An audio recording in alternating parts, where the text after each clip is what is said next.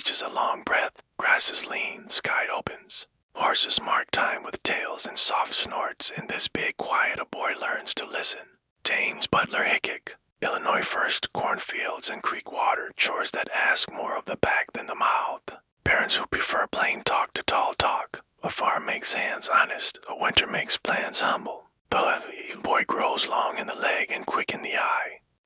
He learns that a fence keeps cattle where they should be and that a finger keeps a trigger where it must be until the moment asks otherwise. Neighbors mention Kansas as if it were tomorrow's bigger Rome. Wagons head that way, chains creaking, children counting crows, men arguing roads like preachers argue verses. Young Hickok goes too. He hires on where work is the pay and the pay is work again. He rides in relays. Wires meet him where horses used to. Telegraph poles beginning to teach the wind new syllables. Stage stations are small countries. Bacon, coffee, news. Boots by the door, stories on loan. He learns the distances between one water and the next. He learns that a stranger in a doorway must be measured by eyes before he is measured by words. He learns that a card game carries the decks, the pasteboard one on the table, and the invisible one made of reputation. Some men come quick to the second deck. Hickok will be one of them. First, there is scouting. War makes maps hungry. Armies prefer men who can read weather and who sign without singing about it. Hickok rides advance and flank, chooses ways around trouble where a straight line will be brave and foolish at once. Later, there is law or the frontier version of it. A badge in a place that does not love badges, a town that drinks before it eats, a street where a gun on each hip is a kind of grammar. He wears his pistols but forward, nodding to cavalry habit or personal comfort, and the posture becomes a paragraph other men read without knowing why they have understood it. First echo of the name comes in a Missouri square at noon, a quarrel that chooses the middle of the day for its stage, a man named Tut. A watch used as leverage, a string of insults wound too tight to loosen. To figures across open ground, breath held by windows, head set low on brows that prefer shade to spectacle. A single shot writes a lesson the papers will over-punctuate. One man falls, the other does not. A duel is a poor teacher for most things, but it teaches the town that a rumor has bones and the rumor learns to walk outside state lines. Wild Bill, papers will say. The name fits like a coat borrowed from the weather, a little large, flapping at the edges, but warm enough to travel in. Hickok does not hunt headlines for their own sake. He hunts quiet. He wants nights when chairs lean back on porch rails and the moon minds its own business. But a man's work and a man's myth make arrangements without asking him. He leaves the square with new gravity. Men who liked him still do. Men who doubted him stop doubting out loud. Trails call again. Stock to move. Passengers to guard. Small towns where someone must be the hinge that keeps a door from slamming. He practices the kind of courtesy gunmen respect. Not flowers, not flourishes, but hands visible, voice low, orders clean enough that disobedience feels like extra work. Cards add a second income and a second risk. He plays them the way he rides, reading faces like horizons, taking his time until time insists. In the mirror he sees a face the century will remember, mustache like a signature. Hair long as if scissors owed him money, but the eyes are not a costume. They're the tools of a man who weighs rooms. He is not invincible. He is careful. Care is the difference. By the time Cattletown starts sprouting, tracks reaching them like sentences reaching periods. Hickok as name can walk into a saloon ahead of him and order a drink without being refused.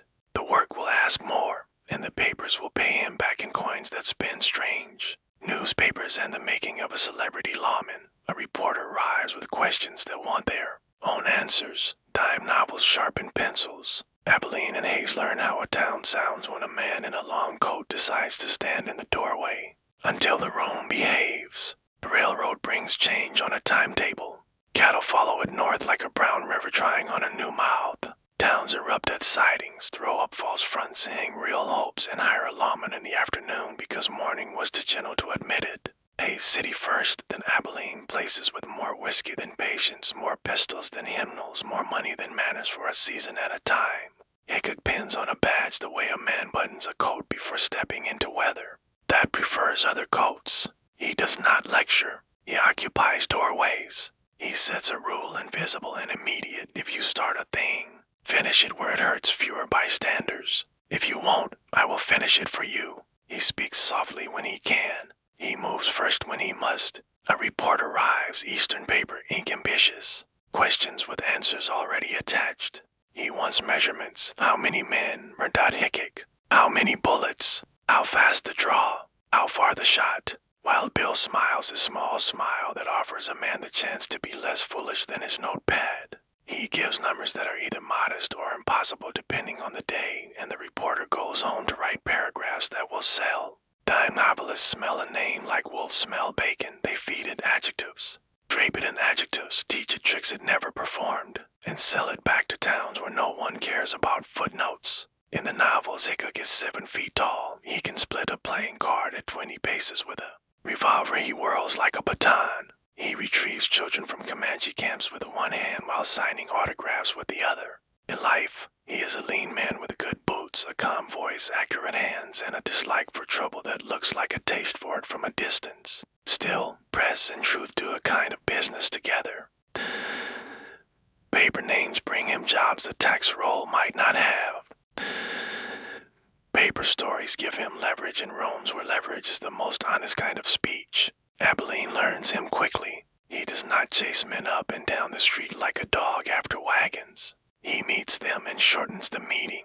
He writes small fines in the air, collected in obedience. Sometimes it bangs. Sometimes it doesn't. He prefers the second kind of night. He makes enemies by being the kind of friend most men wish to their better selves. A man who insists on the room at its best version of itself. He makes friends by doing the same.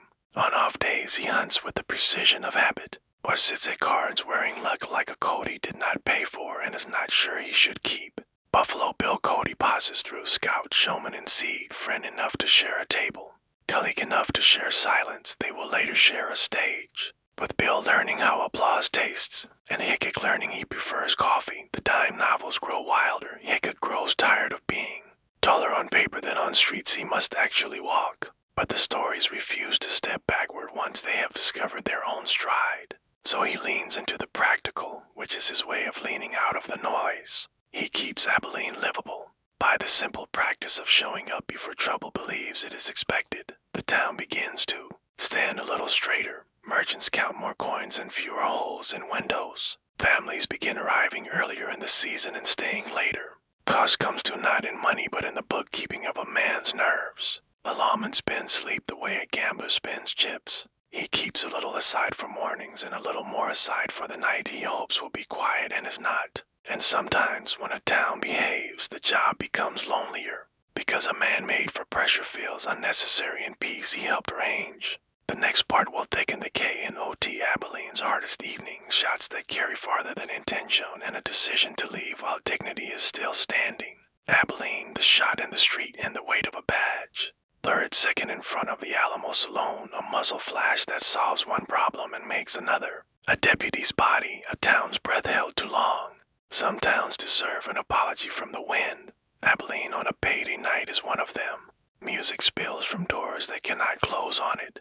Boots scuff boards that have memorized the weight of impatience. Laughter carries an edge, not cruel yet, but sharpened. Hickok walks the boardwalks the way a captain walks a deck loaded with cargo that likes to roll. He nods to men who want to nod back and to men who don't. He watches the corners of rooms where anger collects like dust. A man named Philco owns part of a saloon and all of his own pride. There's a quarrel, perhaps about signs, perhaps about a dog, perhaps simply about two men both accustomed to their own gravity. In the street, words make room for the rest. Coe fires first, or fast enough that argument ends. Hickok answers with the accuracy he keeps for moments that need it.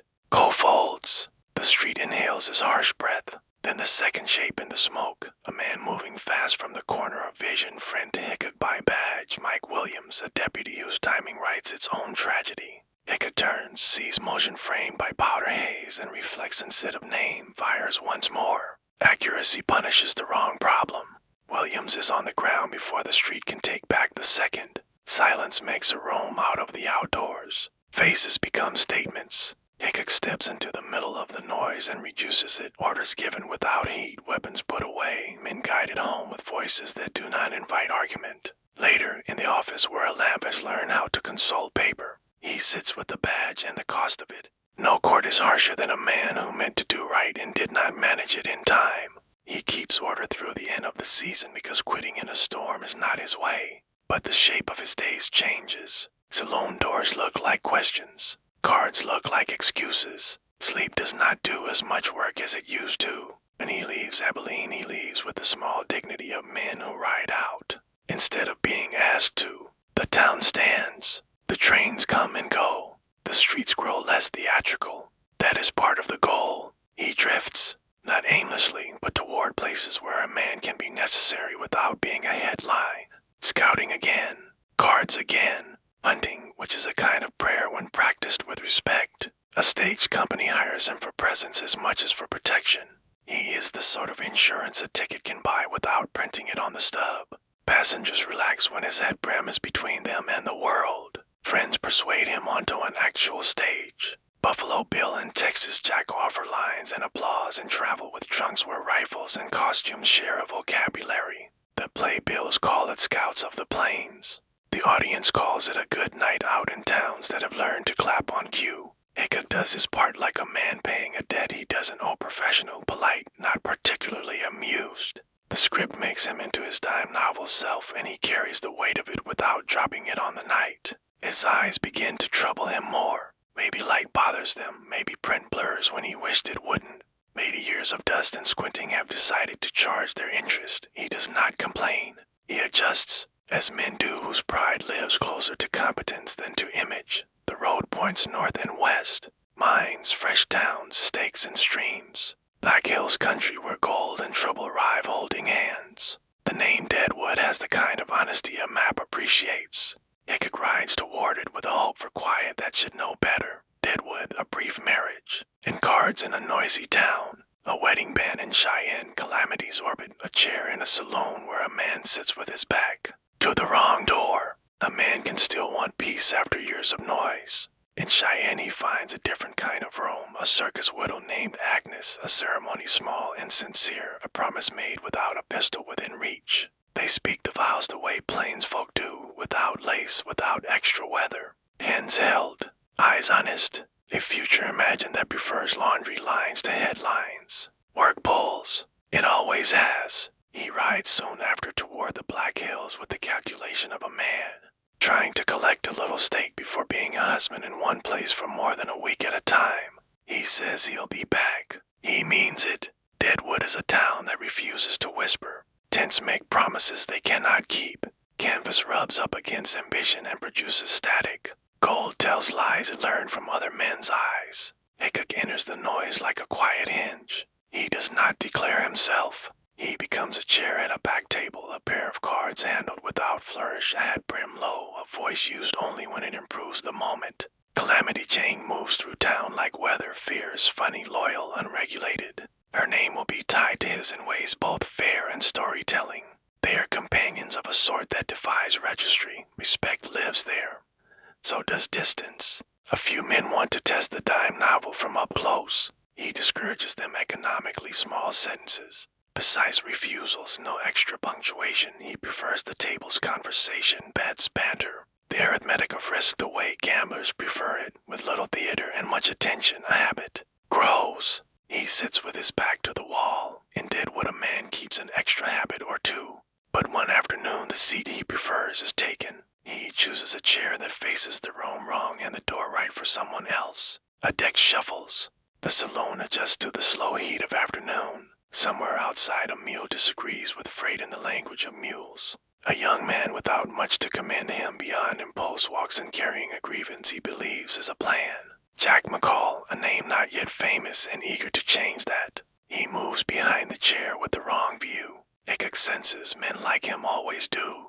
But the angle is unkind and the second too short. A shot turns a crowded room into a very small one. Cards flutter in a burst like startled birds. The chair skids. Silence claps its hands. The story the town will tell forever arranges itself quickly. Aces and eights in the fallen hand, black and spade heavy like a joke the night plays on future historians. Whether the cards truly sat that way does not matter to the legend.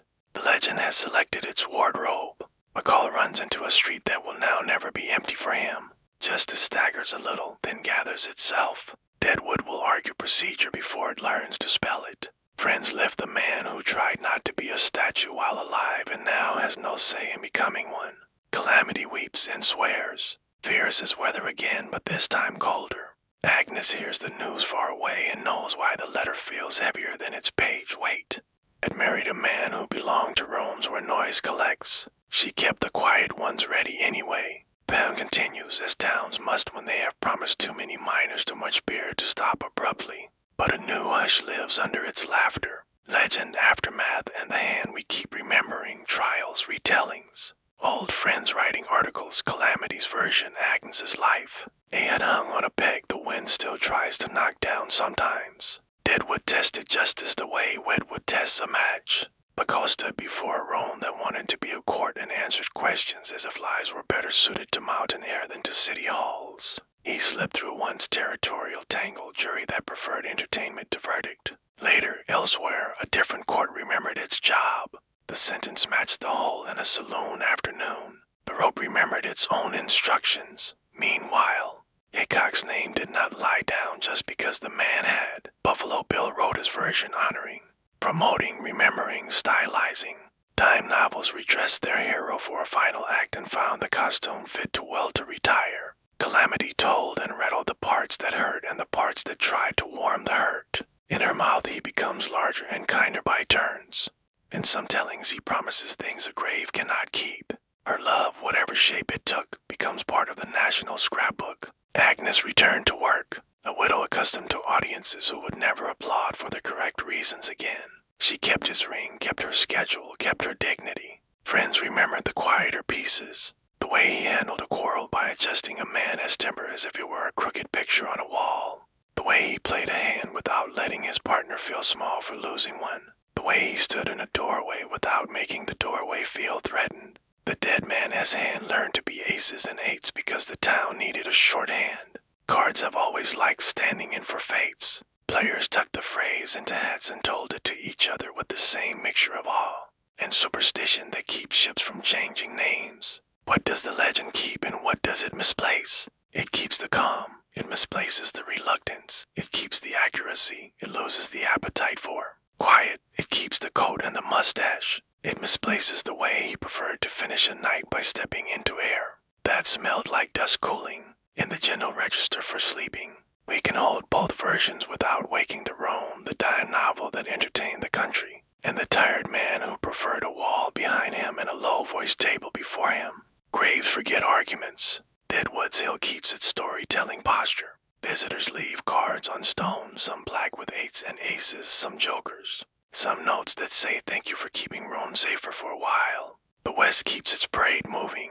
From Hickok's stage, Calamity takes a bow for a life that wandered. Then Bass Reeves rides into a different kind of law, one of the dime novel's excess. All of the badge's endurance. Before we hand the road on, let the breath slow. Let chairs settle. Let the saloon quiet down to its furniture. See the table in the corner with no easy seat for the back-to-the-wall man.